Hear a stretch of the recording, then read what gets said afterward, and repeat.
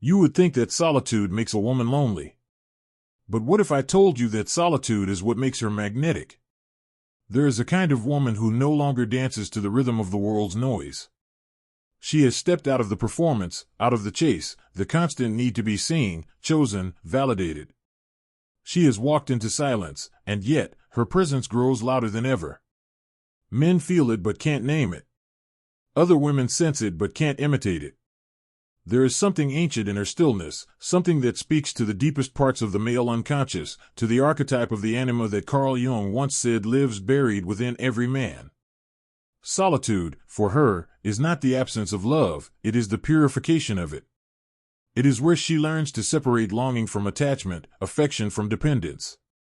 It is the dark temple where her old selves die quietly, the version that sought approval, the one that confused attention with intimacy, and the one that mistook being needed for being valued. When a woman withdraws into solitude, she is not retreating, she is descending.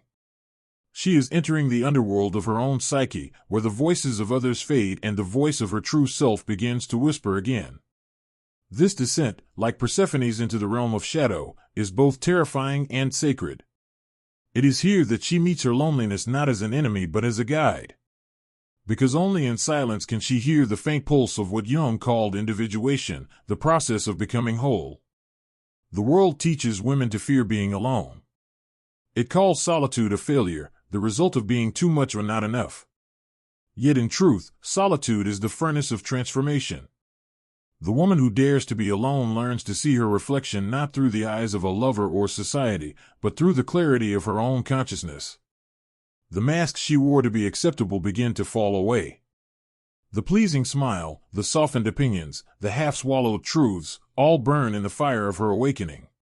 What emerges is something quieter but infinitely more powerful, self-possession. Men sense this power in ways they cannot articulate. Her stillness unsettles them. She does not compete, she does not chase, and she does not yield to the game of emotional bargaining. The more she pulls inward, the more her presence feels like gravity, an invisible field of awareness that bends the air around her. A man's ego cannot dominate it, because she no longer plays by the same laws of validation. To control her, he would have to control her peace, and peace cannot be owned. This is what Jung meant when he spoke of the anima, the inner feminine that draws a man toward his own soul. The woman who chooses solitude becomes a mirror for this inner world. She does not seduce with appearance but with essence. Her energy whispers of something eternal, untouched by the market of desire. She reminds men of the home they once knew, not in a person, but in consciousness itself. And so they become haunted by her absence, not because she withholds, but because she no longer needs to offer. Yet solitude is not soft. It demands confrontation. It brings her face to face with her own shadow, the parts of her that still crave to be chosen, the echo of the wounded child who equated silence with rejection. Every woman who chooses solitude will meet this ghost. And when she does, she must not turn away. She must let it weep, rage, and dissolve in the light of her awareness. That is how she becomes magnetic, not through perfection, but through integration. Because true allure is not about what she gives the world, but what she withholds until it's sacred again. When she no longer performs, her energy becomes authentic. When she no longer seeks, her presence becomes a sanctuary. Men who encounter her may confuse her peace for mystery, her stillness for distance, but what they truly feel is her sovereignty. In a society addicted to noise, her silence is rebellion. In a culture of comparison, her solitude is power. She no longer waits to be found, she has already found herself. And paradoxically, that is when others begin to seek her, not for what she offers, but for what she embodies, the rare alchemy of a woman who has made peace with her own company. So if you ever wonder why a man cannot forget a woman who seems untouched by the crowd, it is because she carries the scent of something his spirit longs for, the echo of inner wholeness he has not yet found in himself. She becomes both a mystery and a mirror. And that is the spiritual allure of the woman who chooses solitude. In the quiet depths of solitude, a woman begins to meet herself, not as the reflection she's been trained to perform, but as the mystery she's always been afraid to face. This meeting is not gentle. It is not romantic. It is a psychological storm, an earthquake beneath the facade of composure. When the external world no longer feeds her worth, the buried parts of her psyche rise from the dark. This is where Jung's shadow work begins. Every suppressed emotion, jealousy, rage, guilt, hunger, lust, steps forward demanding to be acknowledged. For years, she has been conditioned to smile through discomfort, to rationalize pain, to be understanding when what she needed was boundaries. In solitude, there is no one left to please. No one to perform for. The shadow approaches, and she can no longer run. Most people live their entire lives avoiding this confrontation. But the woman who chooses solitude is different. She allows the mirror to show her everything. She sees her possessiveness, her fear of abandonment, her desire to control, her longing to be adored. She watches it all without judgment, the way a monk observes a flame. Slowly, the parts she once labeled as unworthy begin to soften in her acceptance. The split between light and dark fades. And something new begins to form, not purity, but wholeness. This is the secret few understand. A woman becomes magnetic when she is whole, not when she is perfect. Men are drawn not to her surface, but to the rare harmony inside her. Her emotions no longer swing like a pendulum of need. She does not seduce to survive, she radiates because she has nothing to hide.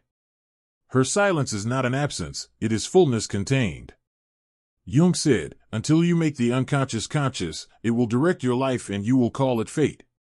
The woman who embraces solitude learns this truth in her bones. What she once called bad luck in love was not fate, it was her unconscious playing out old stories of unworthiness, attachment, and illusion. Solitude becomes her therapist, her initiation, her rebirth. There comes a moment when she looks at herself not through the gaze of the world but through the eye of awareness itself. In that moment, she realizes she has been living as an idea, a projection. The good woman, the desirable woman, the self-sacrificing woman. She sees how each role kept her from her essence. These roles were never hers to carry, they were archetypes inherited from generations of women who learned to survive by pleasing. In letting them die, she steps into the archetype of the self, the wholeness Jung described as the union of all opposites. She is not feminine in the fragile, decorative sense, she is the full spectrum of being. She can be soft and fierce, tender and ruthless, giving and untouchable. Solitude teaches her that she does not have to choose. When a man encounters her now, he senses something unfamiliar. He cannot project onto her as easily as before. The fantasy of saving her dissolves. The illusion that she needs him to feel whole no longer holds. His own shadow begins to stir, and this is where his discomfort begins. He feels her self-sufficiency as both threat and invitation. For in her independence, she reflects back everything he has disowned, his own longing for peace, his unhealed wounds, his own inner feminine waiting to be seen. This is why some men will chase her with obsession while others will flee. She awakens the anima within them, that buried, unintegrated feminine soul Jung described. The very energy they desire from her is the same one they've rejected within themselves. She does not play this game consciously, she simply is. Her existence becomes alchemical, a mirror that exposes illusion and calls forth transformation. And yet, she does not crave to be understood. Solitude has taught her that mystery is her nature. The world will label her cold, detached, intimidating, because they mistake calmness for emptiness. But those who can see her deeply know that she burns with quiet fire. Her love is no longer the frantic giving of someone seeking validation, it is the sacred offering of someone who has found peace in her own presence. In solitude, she learns that love is not possession. It is not merging into another to escape oneself. It is two complete souls meeting without fear of losing themselves in the encounter. She no longer romanticizes suffering or mistakes chaos for passion. Her love becomes clean, an act of consciousness, not compulsion. There is a subtle irony in her transformation. The moment she stops searching, love begins to find her. But this time, she does not confuse chemistry with destiny. She has learned that the true union, the sacred marriage Jung called konjunktio, can only occur between equals, between those who have met their own depths. She knows now that solitude was never punishment. It was the path home. As time deepens her solitude, the woman becomes fluent in silence. She no longer fills empty spaces with noise or people, she lets them breathe. The quiet, once unbearable, now feels like sacred ground. It is here that intuition, once drowned beneath the world's demands, begins to speak again. And its voice is unmistakable, calm, clear, ancient. This voice doesn't come from logic or analysis. It rises from the feminine unconscious, the realm Jung said holds the wisdom of nature itself. It is the same intelligence that turns seed into forest and tide into rhythm. When she listens, she no longer asks, "What should I do?" She begins to ask, "What wants to unfold through me?" This shift marks the end of resistance and the beginning of alignment. In solitude, she realizes that the feminine is not about weakness or submission. It is about receptivity, the power to feel deeply and respond from truth rather than reaction. Modern culture tells women to lean in, to conquer, to constantly prove their worth. But the deeper she travels inward, the more she sees that true power is not in striving, but in being. Men who sense this energy often mistake it for passivity, yet it is the opposite. Stillness is her weapon. Presence is her force. When she walks into a room, she does not compete for attention. Attention reorganizes itself around her. It is not because she demands it, but because her energy is coherent. Jung once said that a person who has become whole carries a kind of psychic gravity. This is her now, a walking field of integrated consciousness. Her allure is spiritual because it does not originate from the physical. Beauty fades, charm dissolves. But essence intoxicates. Her energy tells the truth before her words do. You cannot fake the peace of someone who no longer needs to be seen. You cannot imitate the calm of someone who has befriended her own shadow. Men who are not ready for her peace will often try to disturb it. They will provoke, test, or try to reawaken her need for validation. But solitude has changed her nervous system. She no longer confuses chaos with connection. She no longer interprets the absence of drama as the absence of love. She understands now that love does not need to hurt to feel real. In her quiet world, she has learned the rhythm of detachment, not as indifference, but as wisdom. Detachment means she can hold affection without clinging, care without losing herself. This is the evolution of love from dependency to devotion. When she gives now, it is from abundance, not emptiness. When she withdraws, it is not punishment, but preservation. The woman who chooses solitude also learns the difference between loneliness and aloneness. Loneliness is hunger for external confirmation, aloneness is communion with the divine within. In this communion, she touches what mystics have always called the still point, the silent awareness behind every thought, every desire, every identity. It is what Jung called the self, what the Stoics called the logos, what the poets call the soul. Once she experiences it, she understands, she was never truly alone. That realization changes everything. The fear that once ruled her relationships, fear of loss, fear of rejection, fear of not being enough, loses its power. Because you cannot threaten someone who no longer needs to be completed. She has already met the one she was searching for, herself. And yet, this self is not ego. It is not the persona who says, "I am strong, I don't need anyone." It is something deeper, the vast consciousness that allows her to love without being consumed. She does not deny connection, she refines it. She no longer invites those who drain her energy or trigger her old wounds just to feel alive. Solitude has become her filter, what cannot meet her in truth cannot stay.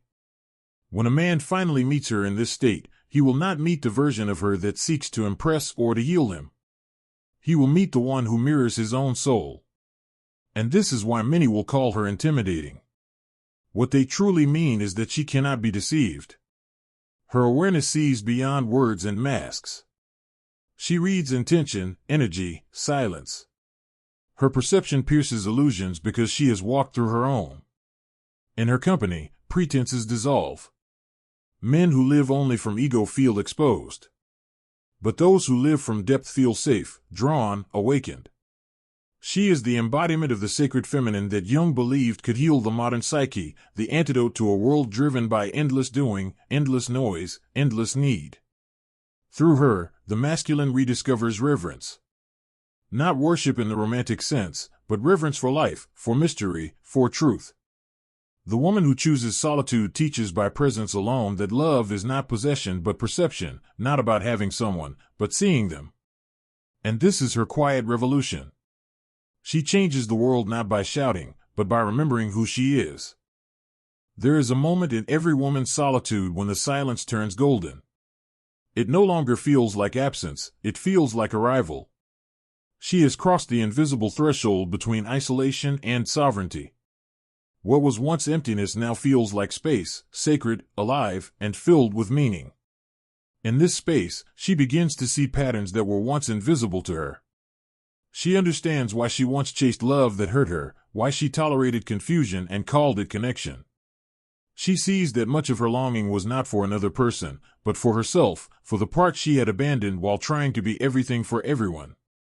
Solitude exposes this truth with precision. It holds a mirror so clear that illusions cannot survive. This is the gift of aloneness. It reveals what relationships once distracted her from. Every unfinished grief, every buried insecurity, every inherited belief about what she should be, all rise to the surface for purification. The process is not glamorous, it feels like dying. But it is death of the false, and therefore the birth of the real. Jung often said that the path to wholeness is not upward but downward, a descent into shadow, into the hidden and the unacknowledged. This woman has descended. She has walked through rejection, through stillness, through the ache of unreturned affection. She has learned to sit with discomfort without needing to escape it. She no longer interprets silence as punishment, but as guidance. Solitude, once in exile, has become her initiation. And when she emerges from this underworld, she carries a power that cannot be taken because it was not given by the world. It was forged in darkness. Her boundaries are no longer built from fear, but from self-respect. She knows now that not everyone deserves access to her peace. She protects her energy the way a queen protects her crown, not out of superiority, but out of understanding that the sacred must be guarded to remain sacred. Her presence becomes paradoxical, soft yet unyielding, gentle yet impossible to manipulate. She can listen deeply without absorbing the chaos of others. She can love without losing herself. Her solitude has taught her emotional alchemy, how to transform pain into clarity, longing into devotion, silence into song. Men who encounter her after this transformation often sense something ineffable. She is no longer impressed by surface-level confidence or charm. She looks beyond it, intuitively, effortlessly. A man who hides behind his persona feels transparent beside her. For she knows what the persona is, the mask we wear to avoid the gaze of our own shadow. She once wore that mask too, until solitude stripped it away. This awareness shifts the dynamic entirely. She no longer participates in relationships that depend on performance.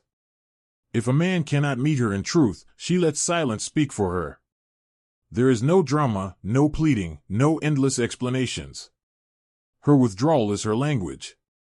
It says, I will not shrink to be loved. I will not confuse comfort with connection. I will not betray myself for belonging. And this, paradoxically, makes her irresistible. Because men, whether they realize it or not, are drawn to authenticity like moths to flame. In a world obsessed with appearances, the woman who is real becomes magnetic. She no longer needs to attract, she simply aligns. And in that alignment, everything that resonates with her truth naturally finds its way to her. Yet her allure is not meant to be possessed, it is meant to awaken.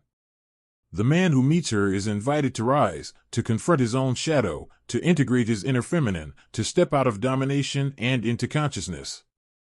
Some will reject this invitation, choosing comfort over growth. Others will accept it, trembling. For to love a woman who has mastered solitude is to stand before the mirror of one's own soul. In the philosophy of the Stoics, there is a saying, he who conquers himself is the mightiest warrior. She has done precisely that. Her solitude was her battlefield, her mind the terrain, her shadow the opponent. Through that quiet war, she has conquered the need for validation, the illusion of control, and the fear of being unseen. Now, she walks with a kind of calm that only those who have faced themselves can know. Her energy speaks without words. She no longer runs toward or away from anyone. She simply is. That is the essence of spiritual allure: presence without demand, love without attachment, power without aggression.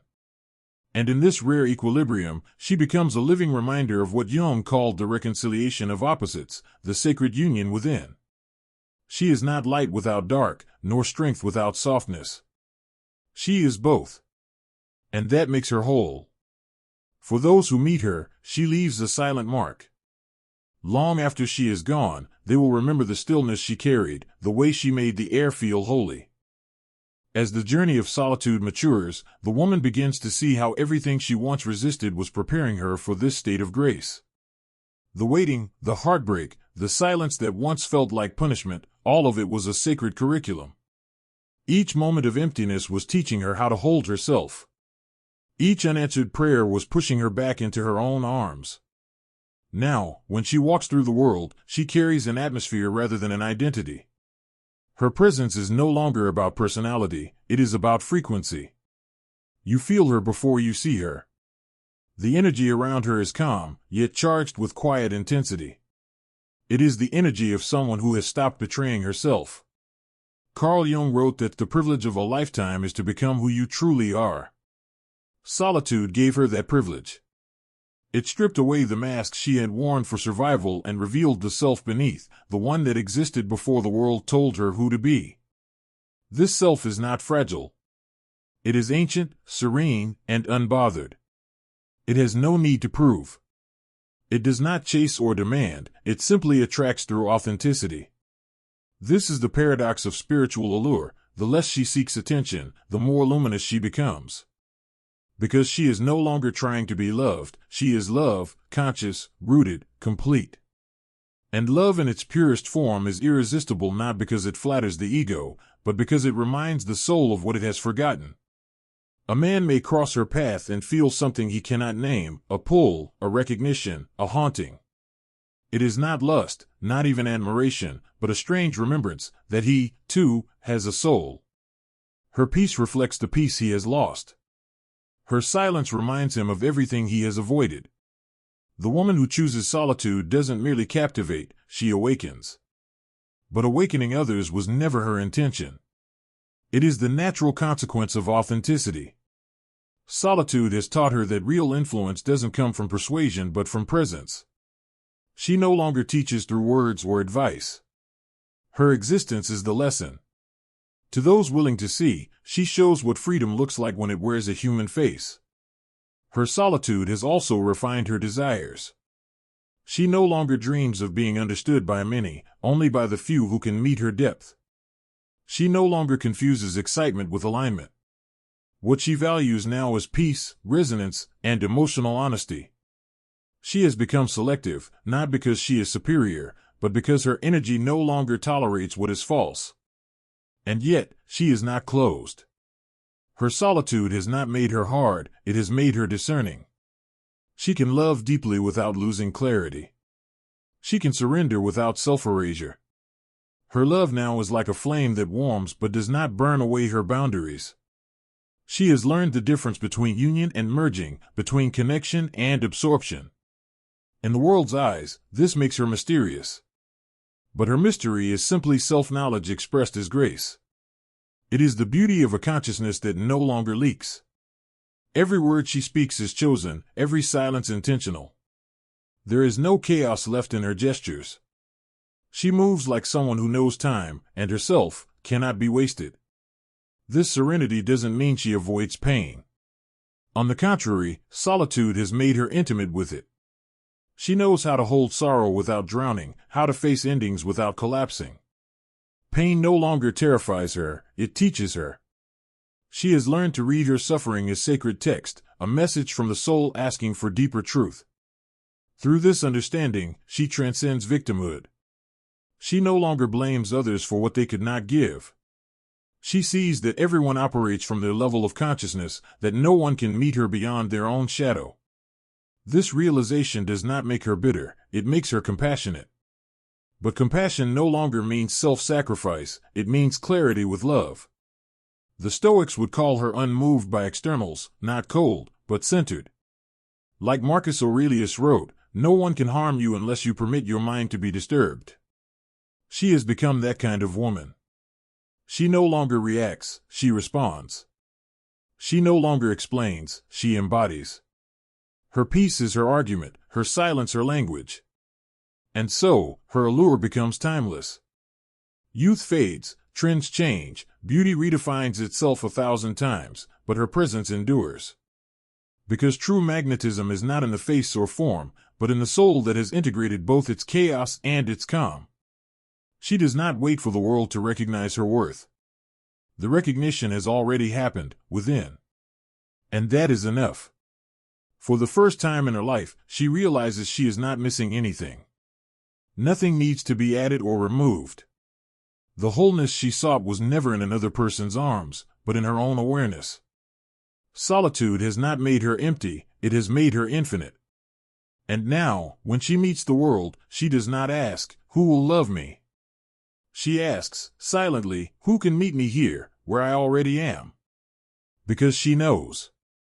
The woman who understands her value does not chase, she chooses.